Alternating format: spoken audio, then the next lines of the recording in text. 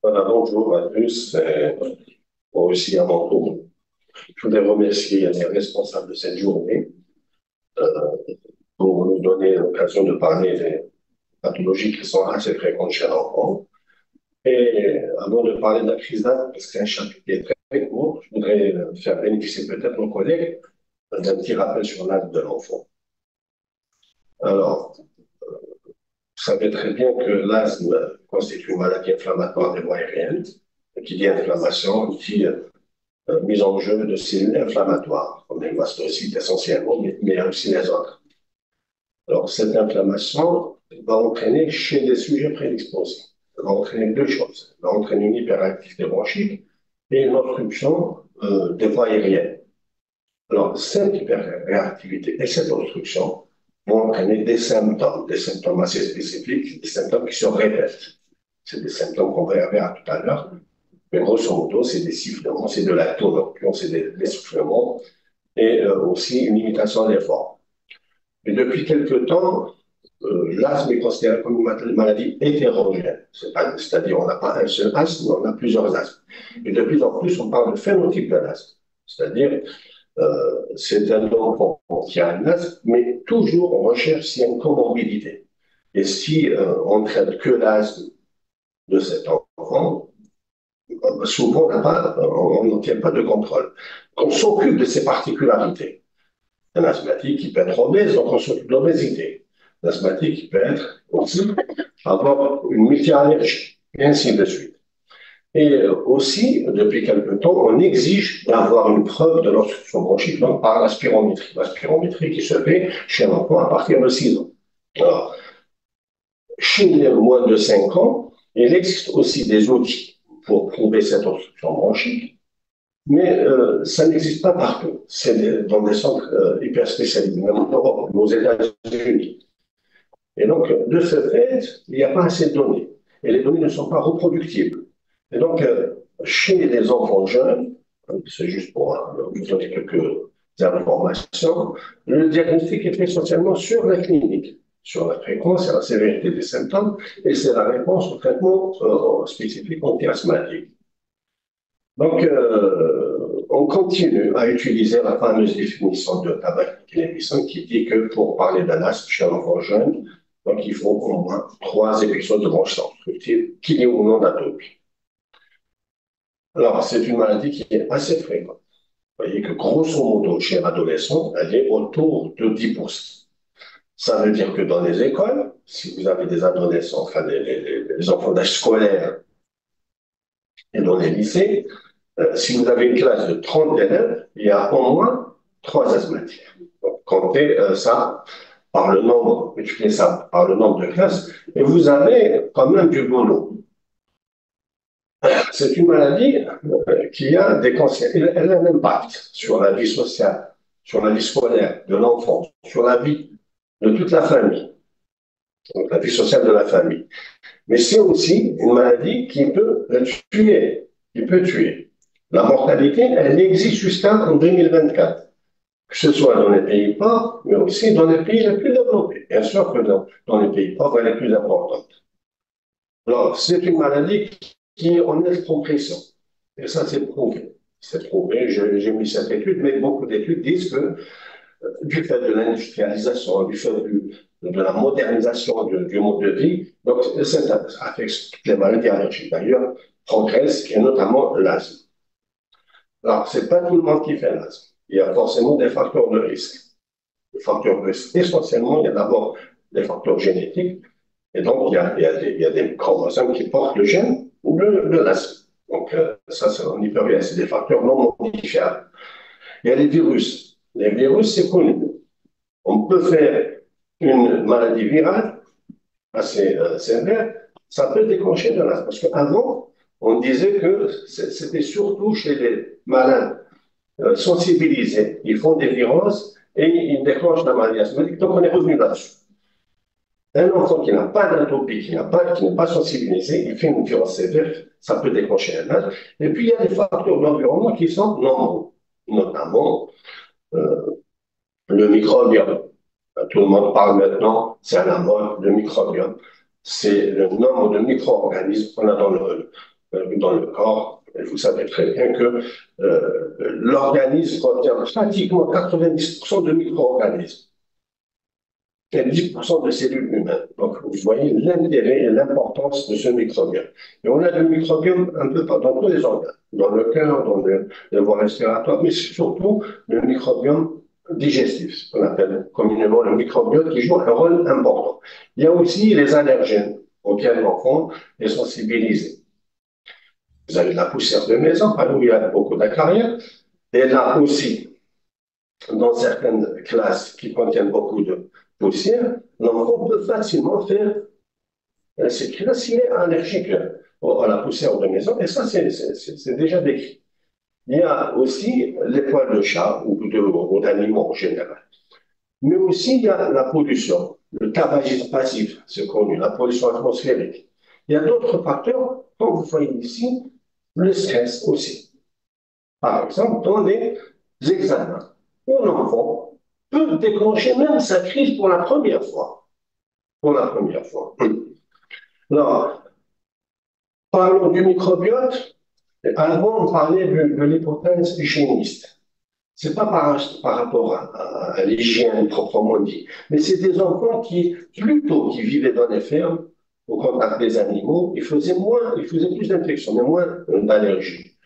Les enfants qui avaient des animaux de compagnie, notamment les chiens, les enfants qui avaient une alimentation à base de fibres faisaient moins d'allergies. Par contre, chez les enfants qui prennent beaucoup d'antibiotiques, surtout dans leur jeune âge, alors cette hypothèse, elle a progressé, c'est-à-dire sur le plan non, hein, on parlait à un certain moment, c'est l'hypothèse des vieux amis, c'est par rapport à ce micro-organisme, par rapport à l'alimentation bio qu'on avait. Donc ces micro-organismes, c'était pratiquement des amis qui nous accompagnaient pendant longtemps, qui nous protégeaient contre ces allergies, parce que le microbiote est important. Il lutte contre le passage donc, des allergènes à travers la paroi intestinale, constitue une barrière, et aussi il rentre en compétition avec les bactéries méchantes. Donc, il nous protège contre les infections, mais il nous protège aussi contre les allergies. Et puis, maintenant, on parle de plus en plus de l'hypothèse de la dysbiose. C'est la concentration, c'est l'équilibre au niveau de ces souches de microbiote qui constituent un bon ou un mauvais microbiote. Alors, comment on fait le diagnostic? Il y a la clinique, c'est très important, l'interrogatoire est très important. Ensuite, il y a les autres, la radiographie, on verra tout ça. Alors, c'est simple. Pour le diagnostic, normalement, il est simple. Normalement, théoriquement, il est simple parce que c'est un interrogatoire qui est ciblé, on recherche les symptômes les plus évocateurs. C'est la toux qui est sèche, qui survient le soir là, ou au petit matin. C'est une toux qui est déclenchée par parfois les rires, les pleurs, l'effort, ou bien qui est déclenchée par l'inhalation d'irritants. Il y a le wheezing. Le wheezing, c'est le sifflement à distance. Aussi, il s'exacerbe plutôt le soir ou au petit matin. Il peut être déclenché aussi par l'effort, il peut être déclenché par l'inhalation d'irritants ou d'allergènes auxquels l'enfant est sensibilisé. Il y a la gêne respiratoire pareil, la réduction de l'activité. C'est des enfants qui ne jouent d'ailleurs, des enfants qui font du sport à l'école, très souvent, ils demandent parfois à être dispensés parce qu'ils ne peuvent pas continuer la pratique. Mais nous, on ne les suit pas. Au contraire, parce que c'est un signe justement de non-contrôle de l'asthme. Il ne faut pas s'amuser à les dispenser d'eux. Et puis, on recherchera les antécédents d'atopie et parfois, on donne un traitement d'épreuve, des corticoïdes à faible dose, plus les bronchodilatateurs. Parfois, on n'a pas des signes francs, c'est comme ça, avec un traitement d'épreuve qu'on fait. Vous voyez que le diagnostic, il est facile. Et pourtant, l'asthme reste sous-diagnostiqué partout dans le monde entier. Vous prenez par exemple cette étude qui s'est faite en Californie, c'est un pays développé, c'est un surmédicalisé. Ben, ils ont pris des élèves des écoles publiques, 17% de ces 122 000 élèves avaient des symptômes d'asthme, mais non étiquetés comme asthmatiques. Et pourtant, 5% d'entre eux avaient était hospitalisé. Et si on hospitalise pour une crise d'asthme, ça veut dire que c'est une crise d'asthme sévère. Ils traitent la crise d'asthme, ils les sortent. 7% ont été vus aux urgences. C'est important. Et on les lâche dans la nature. Donc, j'ai fait exprès de faire ça, c'est-à-dire que c'est un enfant qui fait des symptômes d'asthme, il faut l'orienter vers une consultation spéciale pour qu'il soit suivi. Alors, l'examen clinique, bien sûr, le poids, la taille, la morphologie du thorax, l'examen cardiovasculaire aussi, c'est important, l'examen ORL, voir la taille des amygdales, et rechercher les comorbidités, surtout allergiques, qui rentrent dans le cadre de la marche atopique. Donc, on recherche la maladie allergique qui accompagne plus souvent l'asthme, c'est la rhinite allergique. Ça va avec, donc on la recherche systématiquement, et vice-versa, et vice-versa. Et puis les autres. La radiographie du thorax, elle est importante la première fois, pas pour faire le diagnostic, pour éliminer un diagnostic différentiel dans le cas où on a une image flagrante, un aspect flagrant d'une autre pathologie, parce qu'elle est souvent normale. L'évaluation de la fonction respiratoire, là aussi, on peut la faire à l'aide du débitmètre de pointe. Il suffit de montrer à l'enfant comment il fait. On fait 3 épreuves et on prend le meilleur score et on le compare par rapport aux tables qui sont déjà préétablies. Et puis, à partir de 6 ans aussi, on peut faire la spirométrie, mais ce n'est pas une urgence. L'urgence, c'est le trait. Alors, quand on n'a pas la spirométrie, on peut même faire avec le DEP, ça suffit, c'est un DEP. On donne un DEP à l'enfant, on lui montre comment il fait pendant 15 jours, matin et soir, et on regarde au bout de 15 jours. S'il y a une variabilité de plus de 13% dans les valeurs, ça veut dire que c'est un enfant qui a à un certain moment, il a eu une obstruction, et ça prouve donc le diagnostic définitif de l'asthme.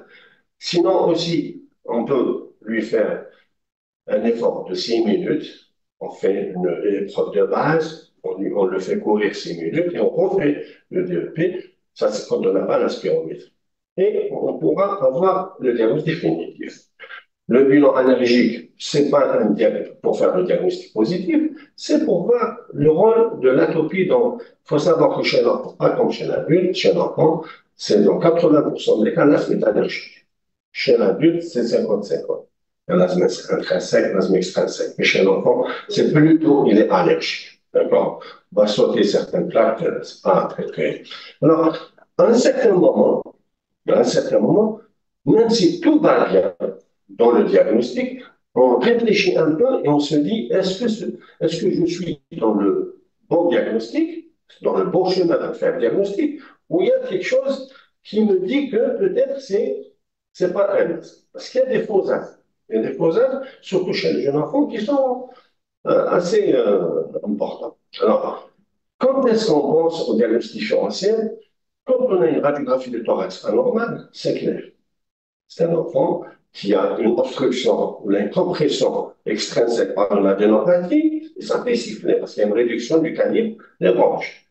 Quand on a un corps étranger, ça fait un obstacle intrinsèque, réduction du calibre des branches, et ça fait siffler, mais de façon unilatérale, on va dire.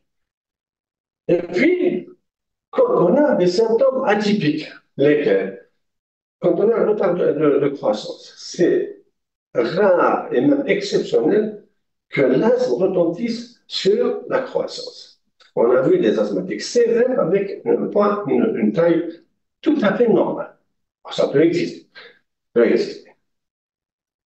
Quand les symptômes débutent tôt dans la vie, début néonatal tôt dans la vie, avant les 6 mois, parce qu'en général, là, c'est à partir plutôt d'une année. D'accord? Début brutal des symptômes. Et on sait très bien que dans la crise d'asthme, par exemple, il y a toujours des prodromes, des signes annonciateurs qui sont différents d'un enfant à un autre et qui sont toujours les mêmes pour le même enfant. Ça peut être une toux, une rhinorrhée, des éternuements, ça peut être une douleur abdominale. Il s'arrête de jouer, il a une douleur. Les parents connaissent ça. Et on profite justement pour leur dire, dès que l'enfant fait ces symptômes, donnez un bronchodilatateur de produit. N'attendez pas que la crise survienne. C'est comme ça qu'on protège. Des signes digestifs associés, diarrhée, vomissement.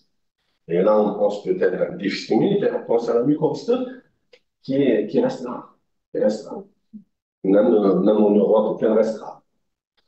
Des symptômes respiratoires entre les deux crises, en intercritique. Très souvent, l'enfant fait même s'il a un asthme sévère, il fait sa crise sévère, après, tout va bien pour quelques temps. Et puis, il reprend sa crise. Quand il y a des symptômes en continu, ça peut exister là aussi, mais on cherche autre chose d'abord. Des expectorations, tout productives. Et on a vu tout à l'heure que la toux était sèche. Des signes associés, comme le cas, des signes d'insuffisance respiratoire chronique. C'est rare là aussi. Même un asthme sévère, il retentit que rarement sur la fonction respiratoire. Et puis, quand on a un syndrome de pénétration, une inhalation d'un aliment ou d'un objet. Bon, c'est grosso modo chez les petits, c'est les infections ouvrières récurrentes. C'est un jetage postérieur, surtout la nuit, ça fait tousser, tousser, tousser le soir. On pense que c'est peut-être un asthme. Une primo-infection tuberculeuse, c'est des adénopathies qui compriment des ronges, des malformations vasculaires, et ainsi de suite. On ne va pas s'attarder là-dessus. Le traitement, l'objectif du traitement maintenant, c'est le contrôle total des symptômes. Mais je ne sais pas, c'est total. On est très exigeant. Et d'après le GINA, on pense au patient maintenant, mais on pense à son futur, c'est-à-dire au risque qu'il fasse des symptômes dans l'immédiat, je veux dire dans les quelques jours après. Donc on pense justement à maintenir ce contrôle. Il y a les traitements de secours, comme le salbutamol, plutôt, on n'a pas la terbutamine ici, c'est le salbutamol que vous devriez avoir dans les écoles, dans les infirmeries des écoles. Vous devez avoir un salbutamol en spray, en aérosol doseux, mais aussi en tête, en solution, avec des nébuliseurs. Je pense que vous les avez, non? Et des chambres d'inhalation. Et ça, c'est une faute. Ça, c'est une faute. Par contre, vous voyez pourquoi ça, c'est une faute parce que vous allez voir, quand on fera la crise d'asthme, vous allez voir comment on la traite. Maintenant, de façon très simple, surtout les crises légères à modérées. Donc, il faut respecter les doses, parce que si on exagère, ça peut donner des palpitations, ça peut donner une tachycardie, ça peut donner. D'accord. Les corticostéroïdes inhalés, obligatoires dans le traitement. On ne conçoit pas qu'un enfant qui est asthmatique et il n'a pas un traitement avec des corticoïdes inhalés. On a dit que c'est une maladie inflammatoire. Donc, il faut des anti-inflammatoires stéroïdes. Il y a aussi chez l'enfant, à partir de 5-6 ans, des bronchodilatateurs de longue durée d'action. Il y a deux formes. Il y a le salbutamol et la formoterol. Ils existent en Algérie, il n'y a pas de souci. La durée d'action est de 12 heures, donc on les donne en 2 fois. Et on ne les donne jamais seuls chez l'enfant, on les associe. Chez l'adulte, bon, je crois que chez c'est permis, mais chez nous, non. Les antagonistes des récepteurs de leucotriène, vous les connaissez, le montélucast, ça existe en sachet de 4 mg, des comprimés de 4 mg, 5 mg, 10 mg, il prend une seule prise le soir. Alors, il y a une situation clinique où on préfère peut-être donner des antileucotriènes. Parfois seul aussi. Alors, c'est naze, allez voir, c'est naze associé à une rhinite allergique. Là, chez l'obèse, il fait une résistance au corticoïdes inhalés. Et sur le tabagisme passif aussi. Le tabagisme actif chez les adultes, mais aussi le tabagisme passif. Et là, associé à l'aspirine. Bon, ça c'est pour les asthmes sévères, hein. Les anticholinergiques de longue durée d'action, les LAMA. C'est le tiotropium. On peut mettre son nom, il n'y a pas de souci, parce qu'il est seul dans le marché. On le donne pas seul là aussi, c'est dans les asthmes sévères, on l'associe à d'autres thérapeutiques. Après, il y a les biothérapies. Les biothérapies, il y a les anti-IgE. Parmi les anti-IgE, c'est surtout l'omalizumab. C'est celui-là qu'on a un peu d'expérience parce que c'est un produit ancien. Il est utilisé maintenant à partir de 6 ans dans les asthmes sévères hyperalgiques. Voilà.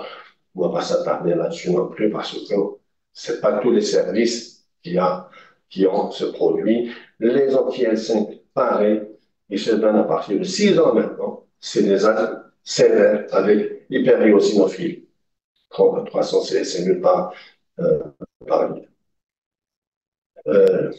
Les anti-LK c'est ça qui est le plus important. La stratégie du traitement de l'asthme de l'enfant, c'est 3 étapes qui se succèdent. D'abord, on évalue le contrôle. Il arrive un enfant, je le reçois en consultation, j'évalue déjà la première fois son contrôle. Est-ce qu'il est déjà sous traitement, pas sous traitement? Est-ce qu'il a des symptômes légers, espacés ou non? C'est ça ce qu'on appelle évaluer le contrôle. Après, je choisis un traitement pour le contrôler et après, je le suis. Je le suis pour maintenir ce contrôle. Souvenez-vous, pour les plus anciens, avant la classification de l'asthme, on disait que, pour classer l'asthme, on disait asthme intermittent, asthme persistant, léger, modéré, sévère. Ben, après, ça a changé, depuis 2006 déjà. Parce que là, ce n'est pas une maladie fixe, c'est une maladie dynamique, liée au maladie cardiovasculaire. Donc, depuis 2006, on parle plutôt d'asthme contrôlé, partiellement contrôlé ou non contrôlé. Comment? Chez les plus de 5 ans, on va voir sur les 4 semaines avant qu'il vienne à la consultation certaines choses qu'il a présentes. Par exemple, les symptômes diurnes. On accepte jusqu'à 2 fois par semaine. Pas de souci. Réveil lié à l'asthme. Mais si le réveil lié à une douleur abdominale, lié à une palpitation, lié à l'asthme. Ça fait et après, c'est ça. Besoin de bronchodilatateur plus de 2 fois par semaine, jusqu'à 2 fois par semaine, il n'y a pas de souci. Limitation de l'activité linéaire. Donc, s'il n'y a aucun des items, il est bien contrôlé. S'il a un à 2 items, il est partiellement contrôlé. S'il a 3 à 4 items, il est dit non contrôlé. Chez les moins de 5 ans, on est plus exigeant, puisque on exige pour les symptômes viraux une fois, hein, on accepte une fois, et pour les besoins de bronchodilatateurs, on accepte une fois. Il existe des tests de contrôle de l'asthme, hein, où il y a des tests destinés à l'enfant entre 4 et 11 ans et des tests destinés à l'enfant de plus de 12 ans.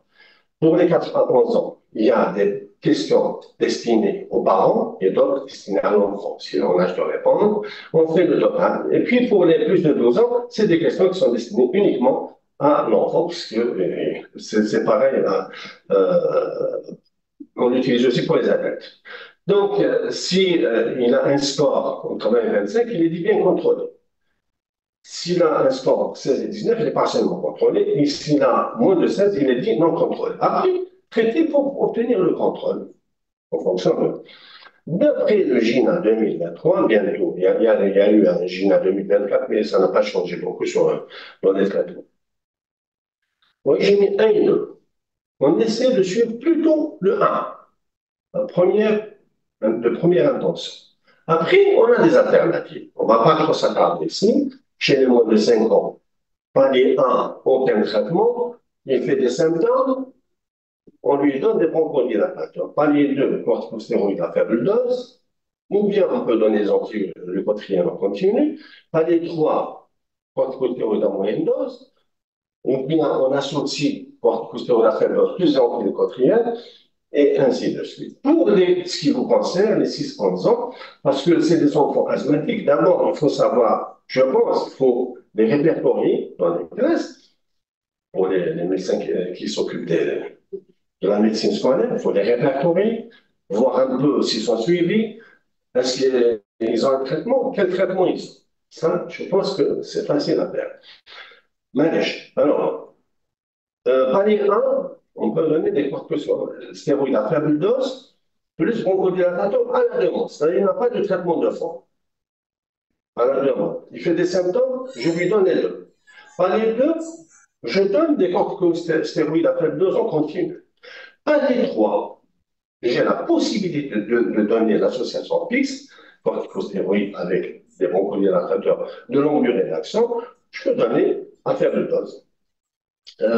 Palier 4, l'association à moyenne dose, ou bien je peux rajouter aussi des antileucotriens, et dans le stade 4 et 5, c'est des asthmes sévères, on peut tout donner là. 12 résultats à peu près pareils pour connaître les doses faibles, moyennes et fortes des corticoïdes inhalés. C'est téléchargeable, il n'y a pas de souci, en fonction de l'âge. Vous pouvez les télécharger. Juste un petit rappel, hein, c'est pas, on va pas surveiller pour maintenir le traitement. Je donne un traitement, je revois mon enfant.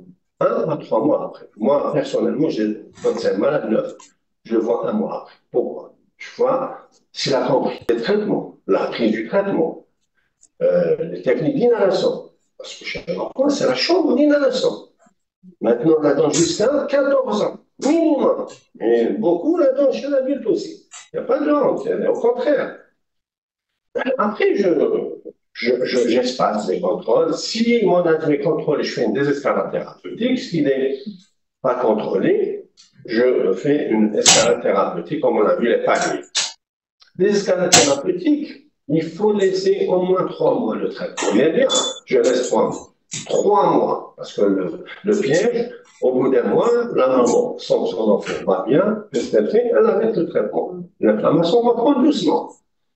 Parce que les symptômes ne reprennent pas rapidement. Ils reprennent au bout de 3 semaines, 4 semaines. Et hop, ils reviennent parfois à des crises sévères. Après, je commence à réduire les. Si j'ai un traitement combiné, je réduis d'abord la dose de corticostéroïdes dans l'association. Après, je peux donner une fois le soir de l'association fixe. Après, je passe au quiz. Quand est-ce que j'arrête le traitement? Si mon enfant est totalement contrôlé pendant 1 an, c'est-à-dire je diminue, mais j'arrête pas. Au bout d'1 an, il est bien. S'il a plus de 6 ans, je fais le affaire, elle est bien, j'arrête. 6 mois après, je refais le affaire. D'accord? Et puis, pas de modification du traitement en période hivernale pollinique et pas de suspension du traitement en été. Parce qu'on disait qu'il fallait arrêter alors que l'inflammation, on diminue, on laisse une petite dose. Quand on arrête, l'inflammation reprend. La rentrée scolaire, c'est quand? C'est en septembre, à peu près en octobre. C'est l'automne. L'automne, il y a quoi de particulier en automne? Il y a quoi? Non, il y a quoi de spécifiquement? Les virus. Les écoles ne sont pas bien nettoyées. Donc, il faut des crises. Parfois, c'est vrai. Les promiscuités, voilà, les virus. Les scénarios thérapeutiques, chez mon enfant qui est sous traitement de fond, il n'est pas bien, je donne des bronchodilatateurs à la demande. Si l'exacerbation est sévère ou les besoins en bronchodilatateurs augmentent, je passe au palier supérieur. Mais attention, avant de passer au palier supérieur, je dois vérifier certaines choses. Parce que le traitement est pris. Parce que la technique d'inhalation est bonne. Les enfants de 5 ans, parfois 6 ans, non, il y a un faire appeler la non. C'est non, impossible, impossible. S'assurer de la prise des médicaments, il faut chercher des comorbidités. Surtout la rhinite et la traînée. Si l'enfant a un asthme, il a une rhinite que je ne traite pas, je n'obtiens pas le contrôle. Et ça, c'est vérifié en pratique. Hein. Et bien sûr, vérifier surtout la magie spatiale. Surtout, surtout. Si à ce moment-là, j'ai tout vérifié, j'ai augmenté dans les paliers, je suis monté dans les paliers, et ça ne va pas, je fais quand même, je pense, un diagnostic différentiel. D'accord? Alors, là, c'est pour. Voilà, je fais. Et on va parler de définition. Parce que maintenant, on parle de crise d'exacerbation de l'asthme. Une fois on nous dit crise d'asthme, une fois on nous dit exacerbation, là on est revenu crise d'asthme. On n'a pas rien de bien, mais malèche. La crise d'asthme, c'est un accès paroxystique de durée brève, volontiers nocturne, comme on a dit tout à l'heure. D'accord? Pression thoracique, sibilant, tout sèche, qui peut céder spontanément au sous l'effet du traitement. Ça peut être déclenché, comme on l'a vu tout à l'heure, par des efforts de rire, par le. L'exacerbation, c'est une persistance des symptômes respiratoires au-delà de 24 heures. En fait, c'est pas ça.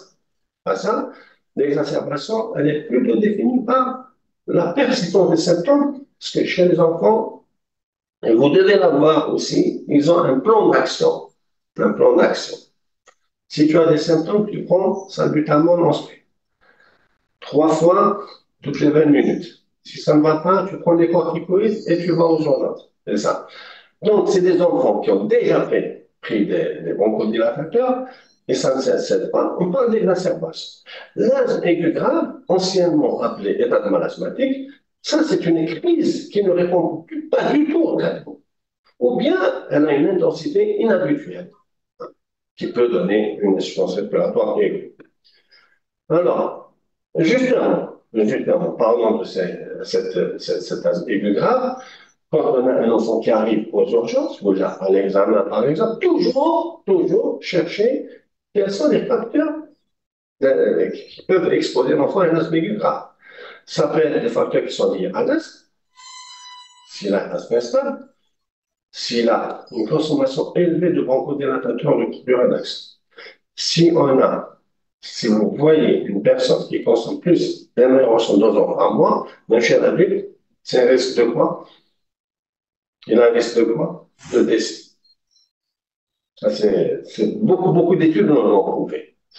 En décédant d'hospitaliser en réanimation, une unité de soins intensifs, il vient pour une crise légère, mais il n'y a pas longtemps, il a été hospitalisé en unité de soins intensifs. C'est-à-dire qu'il faut le prendre vraiment rapidement et bien en charge. Sévrage des son corticoïde par voie générale, augmentation de la fréquence et de la gravité des crises et la moindre sensibilité, c'est-à-dire moindre sensibilité au traitement usé.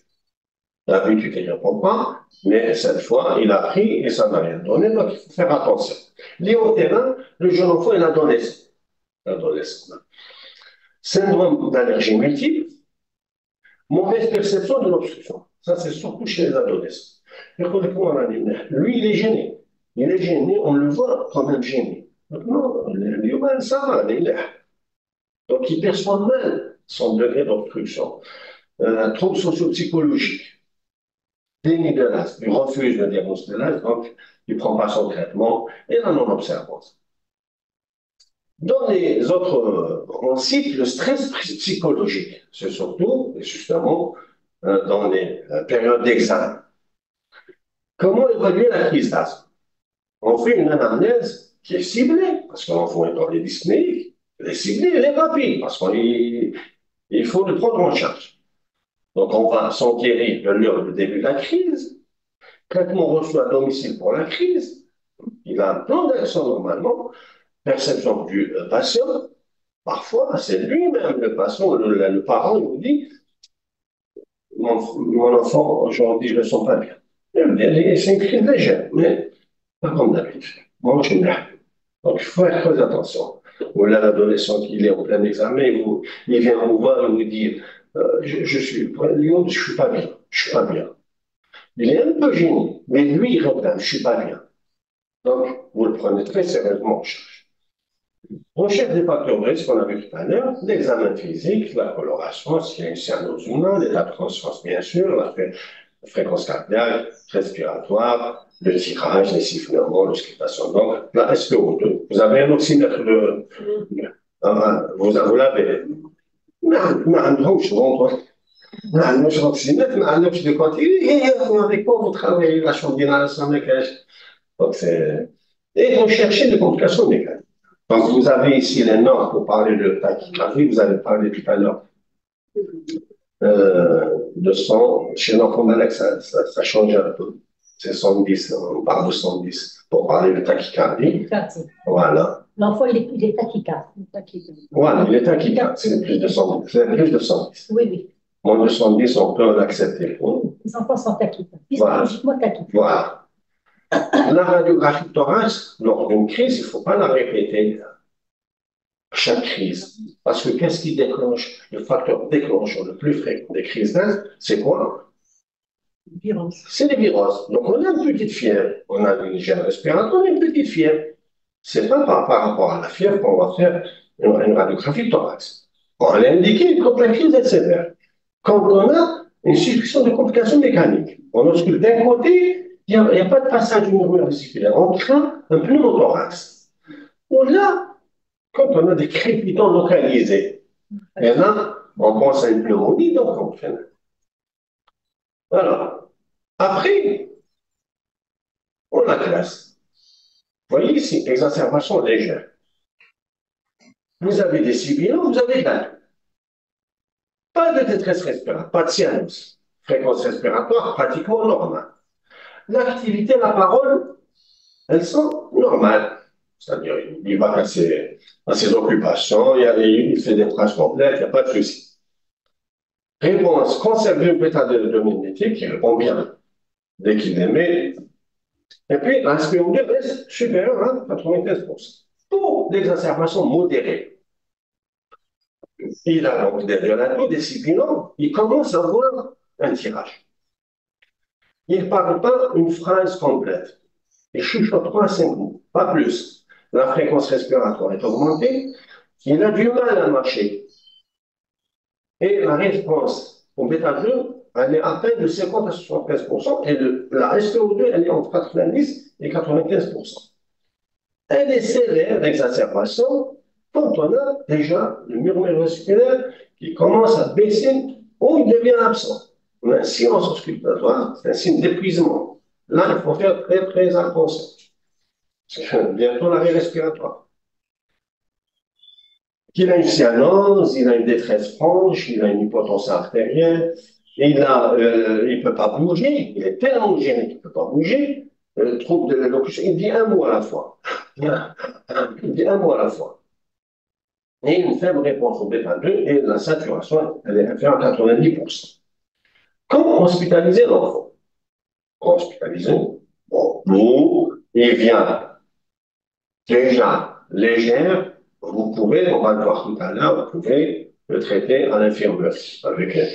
Il faut exiger aux enfants de ramener leur traitement avec eux, mais sinon, vous avez du salbutamol, spray doseur que vous pouvez utiliser dans la chambre d'inhalation.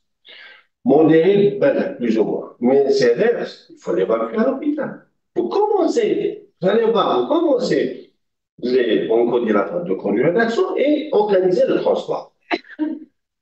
Bon, quand il arrive aux urgences à l'hôpital, ça c'est pour nous, on l'hospitalise directement, c'est-à-dire sans le mettre à l'hôpital du jour, présence de signes de gravité de la crise, présence de facteurs de risque asthmique grave, mauvaise réponse au traitement bien conduit au bout de 2 à 4 heures, et la SPO2 qui est inférieur à 90% et qui persiste 4 heures après la prise en charge, bien sûr avec persistance des signes cliniques.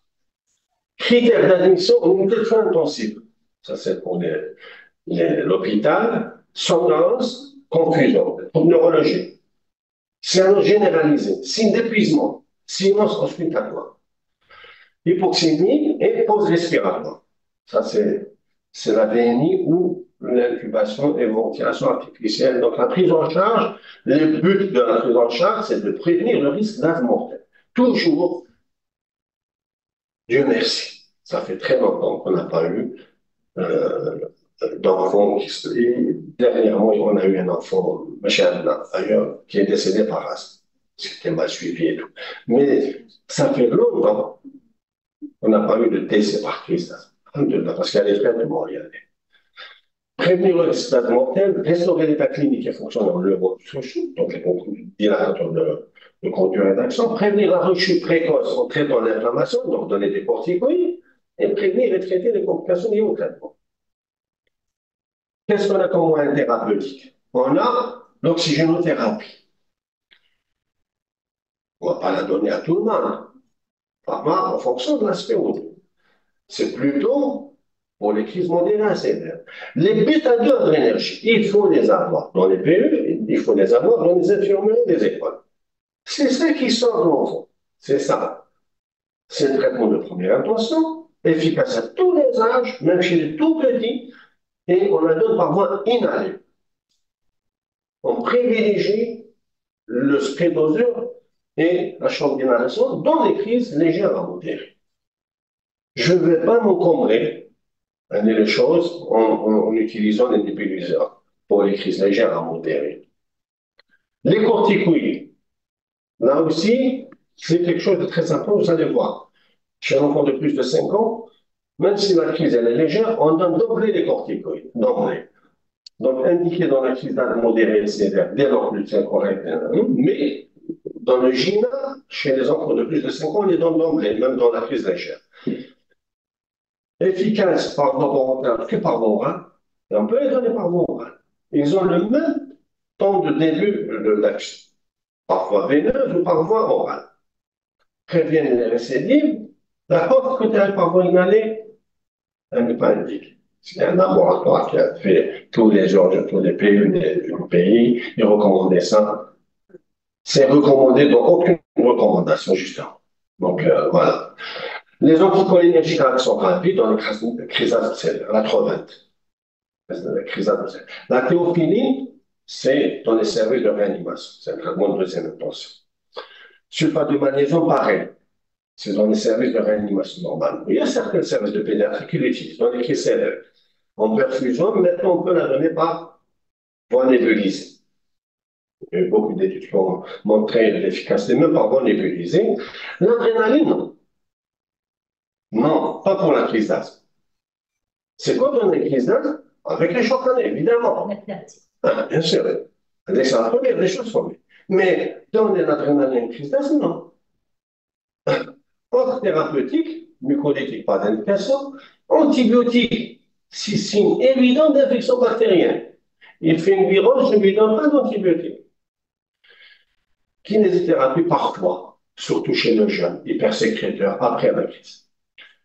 Voilà, alors ça c'est le GINA. Mais allez, on va parler un peu de mots ça ne vous concerne pas dans les écoles, mais allez, chez le mot de 5 ans, quand elle est légère ou modérée, c'est-à-dire polypnée, morphite agitée, la fréquence cardiaque n'excède pas 180 par minute chez les enfants de 0 à 3 ans et n'excède pas 150 battements par minute chez les 4 à 5 ans. Et la saturation d'oxygène, elle est supérieure ou égale à 92%. Qu'est-ce qu'on a? Salbutamol, en spray doseur, on a 2 bouffées dans la chambre d'inhalation. Ça, c'est rapide, ça ne coûte pas cher, c'est rapide, et ça a moins de véhiculer on va dire, des infections par les nébulizeurs et tout. Condition de la chambre, il faut la laver aussi. Ou bien, nébulisation, hein, à répéter toutes les 20 minutes pendant la première heure. Si nécessaire, et si on a un oxygène qui est disponible, on mettra de l'oxygène. Maintenant, si la crise est sévère ou grave, un seul signe de sévérité classe la crise en sévère. Un signe 2 ou 3, un seul signe.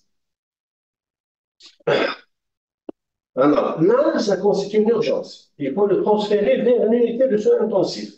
Mais en attendant, justement, donner 6 bouffées à la fois dans la chambre d'inhalation ou les nébulisations, mettre de l'oxygène et donner, vous voyez ici, chez les moins de 5 ans, on donne les corticoïdes pour la crise sévère. Et bien sûr, parfois, on associe le bromure du pratropine. Alors, si elle était légère ou modérée, on évalue 1 à 2 heures après. Et en cas d'absence de réponse sur le butamol, en cas d'exacerbation sévère, en cas d'augmentation de la fréquence respiratoire ou la désaturation, on envoie vers l'unité de soins intensifs. En attendant dans tout ça, sinon, s'il y a amélioration, on le garde 3 à 4 heures. On continue de salbutamol, on se prédose 2 à 3 bouffées par heure et on donne les corticoïdes, parce que ça a résisté au bout d'1 à 2 heures. Là, même si elle est légèrement modérée, il y a une amélioration pas complète, je donne des corticoïdes. S'il y a aggravation ou absence d'amélioration après les 3 à 4 heures, qu'est-ce que je fais? Je donne 10 bouffées de salbutamol prédoseur et je l'envoie vers l'unité de soins intensifs. Maintenant, s'il y a amélioration au bout des 3 à 4 heures, ou là, après 1 à 2 heures, je le sors, mais en ayant pris des précautions. On va s'assurer que les médicaments qu'il a à la maison sont adéquats, déjà. Si c'est un traitement aigu, donc, qui continue à la demande, s'il a un traitement de fond, donc il faut l'instaurer ou réajuster le traitement, s'il n'a pas de traitement. C'est une crise sévère, ou une crise cardiaque, c'est un peu, il n'a pas de traitement de fond, je peux, pas de souci, je peux commencer le traitement en attendant qu'il voie une consultation spécialiste. Et je donne, bien sûr, un traitement par les corticoïdes au relais, 3 à 5 jours. Voilà.